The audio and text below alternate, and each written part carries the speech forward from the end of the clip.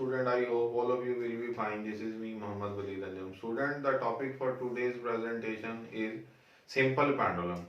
Simple pendulum हमने पहले भी पढ़ा हुआ है, हम इसके बारे में जानते भी हैं कि सिंपल पेंडुलम क्या चीज होती है। हम अगर देखें तो सिंपल पेंडुलम की डेफिनेशन के एतबार से हमने यहाँ पर लिखा भी हुआ है कि एक simple pendulum consist of small Bob, ठीक है जी, उसका जो थ्रेड के साथ बेसिकली हमने बॉल अटैच किया होता है उसे बॉब का नाम लिया जाता है। Suspended from frictionless sport by means of weightless and inextensible string. ये सिंपल पेंडुलम की अगर कंडीशंस पूरी हो जाए तो वो आइडियल सिंपल पेंडुलम कहलाता है। इसके बारे में मैं आपको बड़ी डिटेल में बता देता हूँ कि स्मॉल बॉब के मैथ से क्या मुराद है। उससे मुराद ये है कि उसकी बॉब का जो वो होनी हैवी भी होनी चाहिए और स्मॉल भी होनी चाहिए। अब आप अगर इस बात को सोचें कि जो चीज हैवी होगी डेफिनेटली उसका जो साइज होगा वो इतना स्मॉल तो नहीं हो सकता, तो वह कहता है कि बॉब को स्मॉल भी होना चाहिए और हैवी भी होना चाहिए। फिर हमने उसे जिस सपोर्ट के साथ अटैच करना है वो फ्रिक्शनलेस होनी चाहिए। वो फिक्स्ड सपोर्ट जिसके साथ हम उसे अटैच करेंगे, जाहिर सी बात उसे अटैच करने के लिए हमें वहां थ्रेड को उसके साथ नॉट लगानी पड़ेगी, और अगर नॉट लग जाएगी तो वो हमारी ये कंडीशन भी पूरी नहीं होगी कि वो फ्रिक्शनलेस नहीं होगी। थर्ड वो जो कंडीशन है वो ये है कि उस थ्रेड को, उस धागे को वेटलेस भी होना चाहिए और इनएक्सटेंसिबल भी होना चाहिए, यानी कि उसका मैस कम से कम ना होने के बराबर हो, बहुत लाइट हो, और इनएक्सटेंसिबल से मुराद के उसमें उसको एक्सटेंड भी ना किया जा सके, क्योंकि अगर वो एक्सटेंड हो जाएगा तो उसकी लेंथ चेंज हो जाएगी। तो इन शॉर्ट हम ये चाहते हैं कि उसकी लेंथ चेंज ना हो। अब अगर हम स्टूडेंट सिंपल पेंडुलम के बारे में क्योंकि हम पढ़ रहे हैं तो सिंपल पेंडुलम की इन कंडीशन को कि ये हमारे पास अगर कोई एक फिक्स सपोर्ट है और इस फिक्स सपोर्ट के साथ हमने किसी एक थ्रेड को अटैच किया और उस थ्रेड के दूसरे सिरे पर हमने यहाँ पर जो है वो एक बॉब अटैच करनी है। और एक बड़ी इंपॉर्टेंट जो बात है कि वो कि जिस बॉब को हमने अटैच करना है उसकी जो लेंथ है जिस थ्रेड के साथ उसे अटैच किया है वो सेंटर ऑफ द बॉब से होती है, क्योंकि बॉब के ऊपर एक हुक लगी होती है और हुक वो कहां तक होती है, वो सेंटर तक होती है। तो ओवरऑल जो लेंथ कंसीडर होती है उस फिक्स सपोर्ट से ही सेंटर ऑफ द बॉब तक कंसीडर होती है और उसको हम एल का नाम देते हैं। अगर हम देखें तो ये जो बॉब है इस वक्त इस पर कितनी फोर्सेस लग रही हैं हम इसके बारे में जानने के लिए लिख लेते हैं, पॉइंट लिख लेते हैं हमारा कि जो हमारे पास जो फोर्सेस होंगी एट द बॉब जो एक्ट कर रही होंगी वो कौन कौन सी हैं। बहुत ही आसान सा कॉन्सेप्ट है कि अगर हम देखें तो इस बॉब पर जो इसका वेट है W which is equal to mg, वो डाउनवर्ड डायरेक्शन में एक्ट कर रहा होगा, और इस थ्रेड में जो टेंशन होगी वो किस डायरेक्शन में होगी, अपवर्ड डायरेक्शन में होगी। तो हम ये कहते हैं कि जब ये बॉब रेस्ट पर होता है यानी कि अपनी मीन पोजीशन पर होता है तो टेंशन और जो इसका वेट है वो दोनों एक दूसरे के इक्वल और ऑपोजिट होने की वजह से एक दूसरे के इफेक्ट को कैंसिल आउट कर रहे होते हैं और वो चीज जो होती है वो इक्विलिब्रियम या स्टेबल कंडीशन में होती है। अब हम ये कह सकते हैं, यहाँ पर इनके पॉइंट्स भी लिख लेते हैं कि जो फोर्सेस बॉब पर एक्ट कर रही हैं वो कौन कौन सी हैं।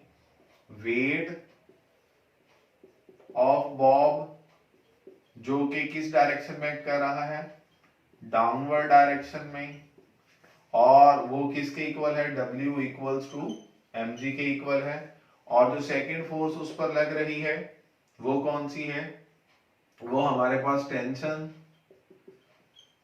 अलोंग द स्ट्रिंग एक्ट कर रही है, और उसकी अगर हम डायरेक्शन देखें तो वो कौन सी है, उसकी डायरेक्शन है जी अपवर्ड।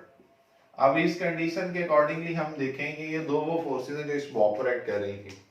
अगर कभी आप इस बॉब को यहां से पकड़े मीन पोजीशन से और उसे किसी एक फासले तक ले जाएं और उसे डिस्प्लेस करें तो जाहिर सी बात है क्योंकि आप इस बॉब को यहां मैं अगर थोड़ा सा बना दूं समझने में आसानी हो जाएगी कि मैं इस बॉब को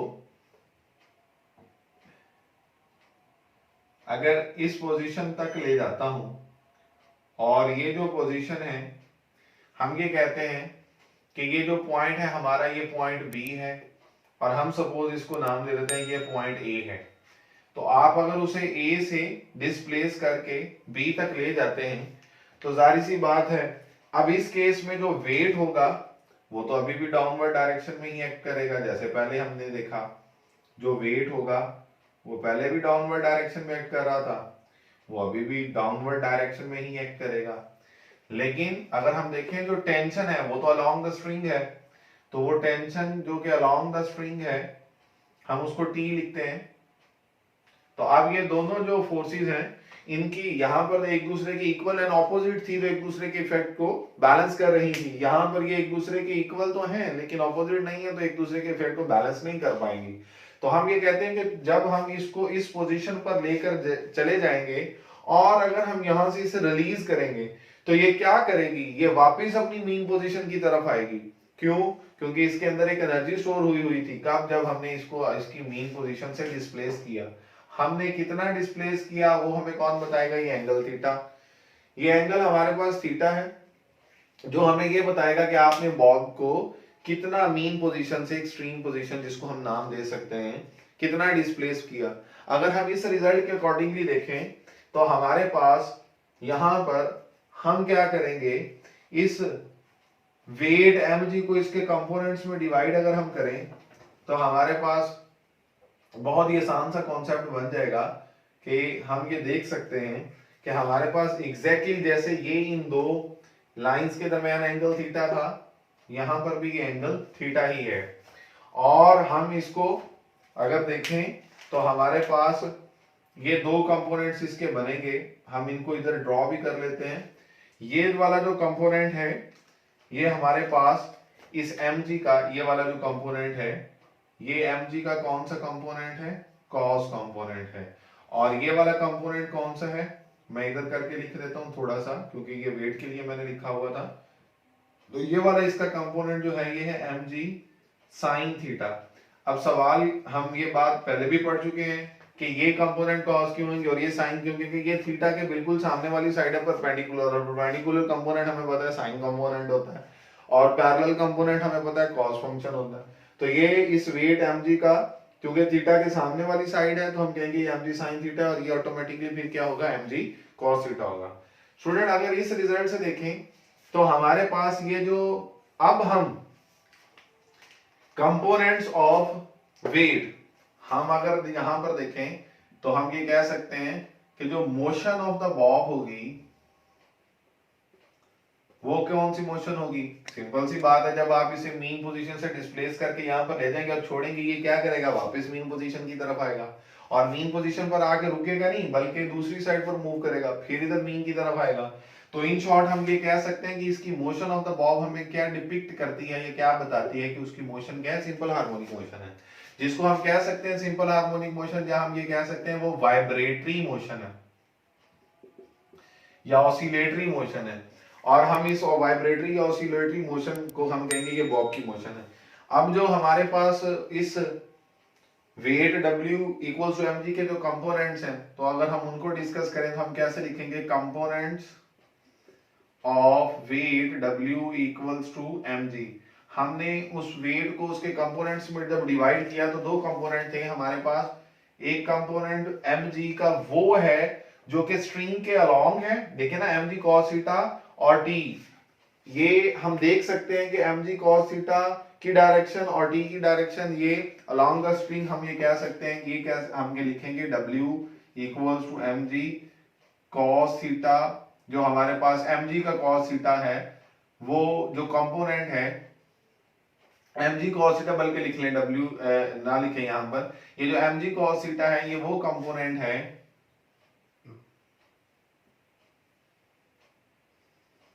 जो कि अलोंग द स्ट्रिंग है, और अगर उसकी डायरेक्शन देखें तो वो टेंशन के ऑपोजिट है।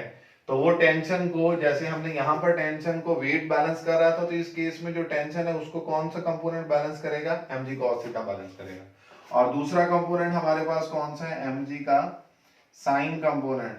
और ये क्या है? ये परपेंडिकुलर है, किसके परपेंडिकुलर है? mg के या टेंशन के, परपेंडिकुलर टू स्ट्रिंग कह लें, परपेंडिकुलर टू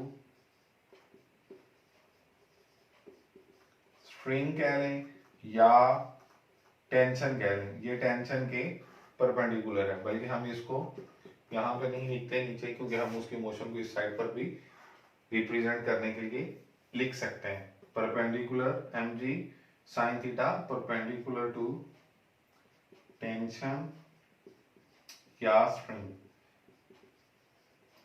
अब स्टूडेंट अगर हम यहां से देखें तो इन दो कंपोनेंट्स में हम इस एम जी को, जिसको हमने एम जी साइन थीटा कहा है, अगर मैं ड्रॉ करूं तो आप इसको यहां पर भी तो ड्रॉ कर सकते हैं। ये देखें,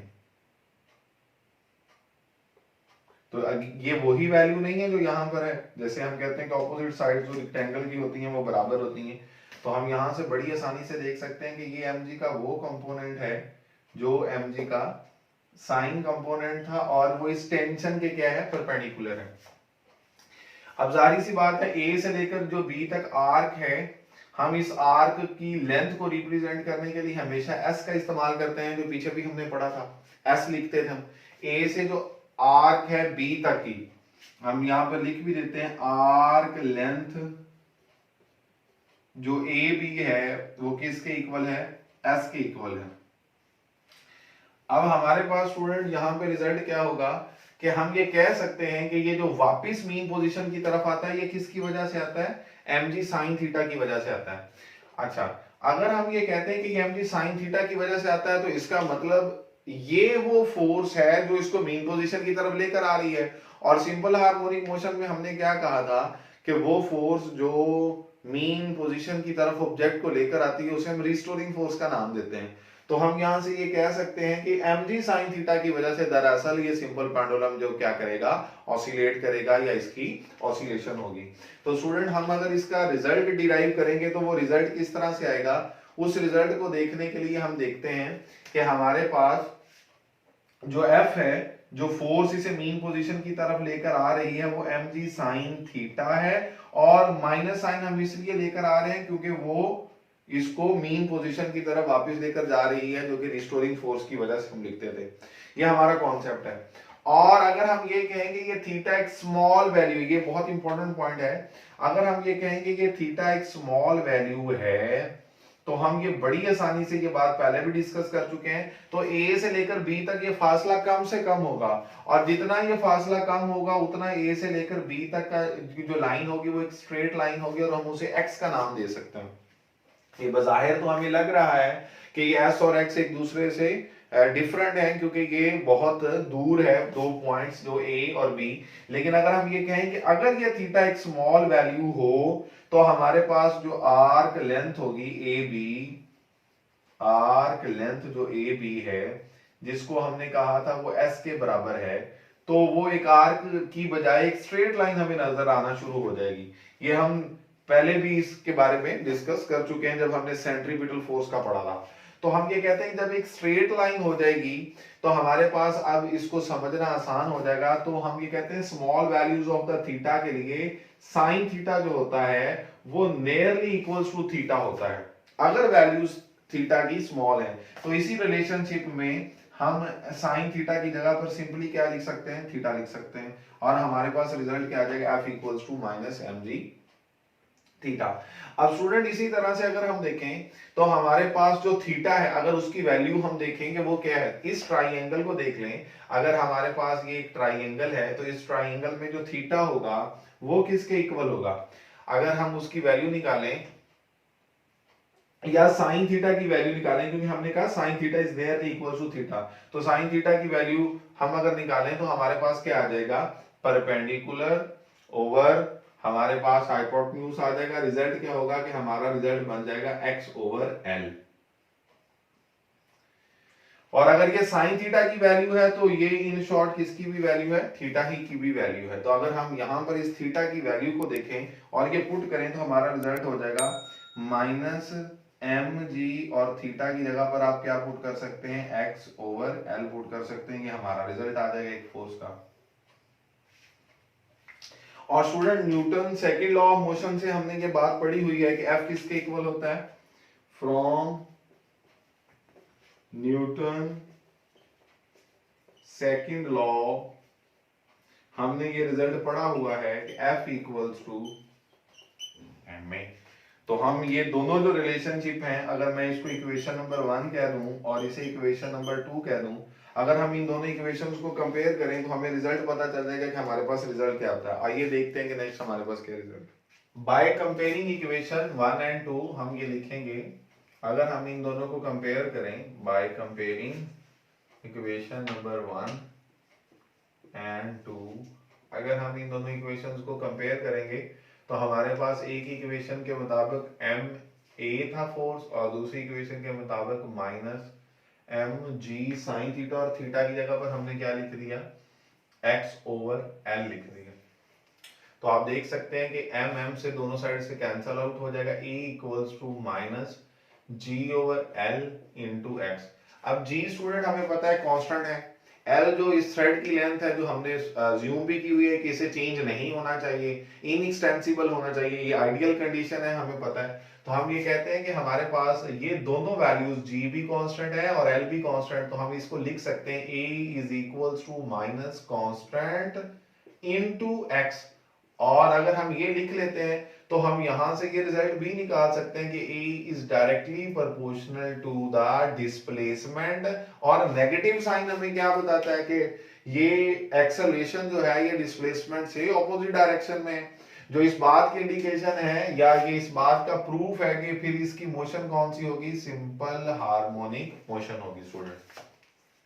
अब स्टूडेंट इसी रिजल्ट से अगर हम expression for the time period का अगर हमने एक्सप्रेशन निकालना हो तो वो किस तरह से निकालेंगे, उसके लिए हम लिखेंगे एक्सप्रेशन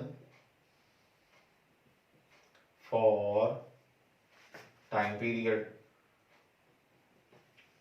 तो टाइम पीरियड हमें पता है कि कोई भी ऑब्जेक्ट जो सिंपल हार्मोनिक मोशन कर रहा है या सर्कुलर मोशन कर रहा है, क्योंकि हम इन दोनों का कंपैरिजन पढ़ चुके हैं, तो हमने लिखा था क्या है, टाइम पीरियड किसके इक्वल है, t equals to 2 pi over omega. तो ओमेगा यहाँ पर एंगुलर फ्रीक्वेंसी है, उसकी वैल्यू का हमें पता होगा तो हम टाइम पीरियड का रिजल्ट निकाल सकते हैं।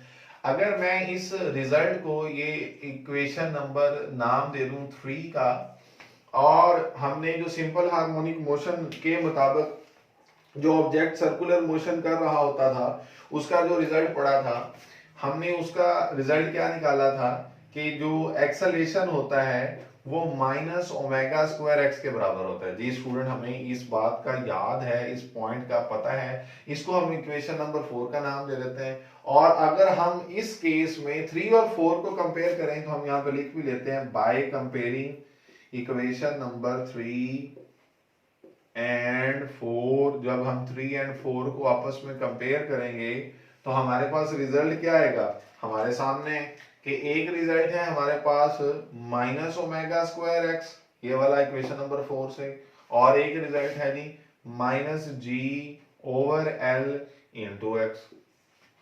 देखिए दोनों साइड पर माइनस है, कैंसल आउट हो जाएगा, दोनों साइड पर एक्स है, कैंसल आउट हो जाएगा, बचेगा क्या, omega square equals to G over L.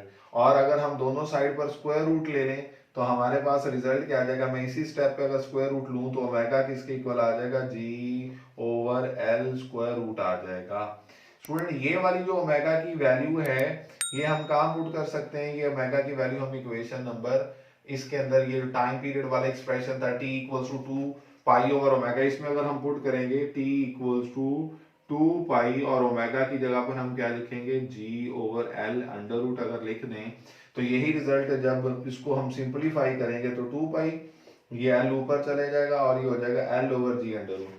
तो स्टूडेंट ये वो टाइम पीरियड का रिलेशनशिप है जो हम पहले पढ़ कर आए हुए हैं, जिसके मुताबिक हम ये कहते हैं कि जब कभी भी कोई ऑब्जेक्ट सिंपल हार्मोनिक मोशन करता है, जिसमें सिंपल पेंडुलम हमारी बहुत एग्जैक्ट एग्जांपल है, तो t equals to 2 pi l over g square root, ये हमारे पास उसके टाइम पीरियड का रिलेशनशिप होता है। और स्टूडेंट अगर हम यहां से देखें कि वो टाइम पीरियड किन फैक्टर्स पर डिपेंड करता है, तो हम यहाँ इसको लिख भी सकते हैं कि उस टाइम पीरियड की डिपेंडेंस किस किस चीज पर, उस टाइम पीरियड की डिपेंडेंस है L length of the spring, और वो हम पढ़ चुके हैं कि कहां से कहां तक होती है, और दूसरी चीज क्या है G, यानी कि जो हमारे पास एक्सेलरेशन ड्यू टू ग्रेविटी की जो वैल्यू है G हमें वो पता है। तो ये दो रिजल्ट्स पर G की वैल्यू पर डिपेंड करता है, वैल्यू ऑफ G पर डिपेंड करता है जी, और लेंथ पर डिपेंड करता है। अगर हम इस रिजल्ट के मुताबिक चलें तो हम यहां से फ्रीक्वेंसी का भी कॉन्सेप्ट पढ़ सकते हैं कि फ्रीक्वेंसी किसके इक्वल होती है। फ्रीक्वेंसी हमारे पास स्टूडेंट जो उसका रिजल्ट है वो हमने पढ़ा हुआ है कि एफ किसके इक्वल है, 1/t के इक्वल है। तो 1/t, टी की ये वैल्यू 2πL/g² अगर हम पुट करें तो अगेन हमारे पास जो फ्रीक्वेंसी का रिजल्ट आ जाएगा वो आ जाएगा 1/2 वैसे ही आ जाएगा, और ये L/g को हम अगेन g/L इन कर सकते हैं। तो ये फ्रीक्वेंसी का रिलेशनशिप आ जाएगा। टाइम पीरियड का यूनिट, टाइम चूंकि वो टाइम है तो हम इसके यूनिट की वैल्यू क्या लिखेंगे, टाइम का यूनिट तो हमें पता है सेकंड है। तो जो फ्रीक्वेंसी का यूनिट होगा वो नंबर ऑफ साइकिल्स पर सेकंड होते हैं, जिसे हम हर्ट्ज का भी नाम देते हैं। तो जो इसका यूनिट होगा उसे हम लिखेंगे हर्ट्ज या नंबर ऑफ साइकिल्स पर सेकंड। अब इसी से स्टूडेंट हमारे पास नेक्स्ट जो रिजल्ट आता है, एक टर्म है जो बड़ी इंपॉर्टेंट है, वो आप लोगों को बताई जाती है, उससे रेलिवेंट बहुत सारे ऑब्जेक्टिव क्वेश्चंस भी आते हैं। वो क्या है, वो ये है कि हमारे पास एक ऐसा पेंडुलम जिसकी हम ये कहते हैं कि अगर लेंथ कितनी होगी, कि अगर उसका टाइम पीरियड 2 सेकंड हो, ये बड़ा इंपॉर्टेंट सवाल है, और उसको हम कहते हैं कि वो हमारे पास सेकंड पेंडुलम कहलाता है, second pendulum.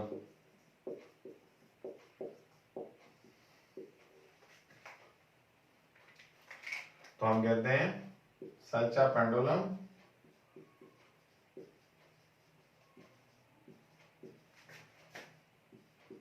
whose time period is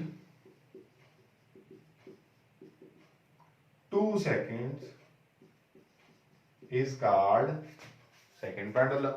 और अगर उसका टाइम पीरियड देखें, यहाँ पे ये बड़ा इंपॉर्टेंट पॉइंट, अगर उस पेंडुलम का टाइम पीरियड 2 सेकंड हो और हम जी की वैल्यू अगर 9.18 मीटर पर सेकंड स्क्वायर अप्लाई करें, और हमारे पास हमने उस पेंडुलम की लेंथ अगर फाइंड आउट करनी होगी वो कितनी होगी, तो आप देख सकते हैं हमने अभी रिलेशनशिप पढ़ा T इक्वल्स टू 2πL/g²।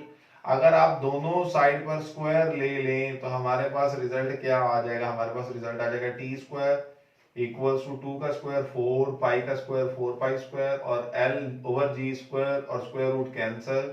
तो हमारे पास ये g इधर जाकर मल्टीप्लाई हो जाएगा, GT²/4π²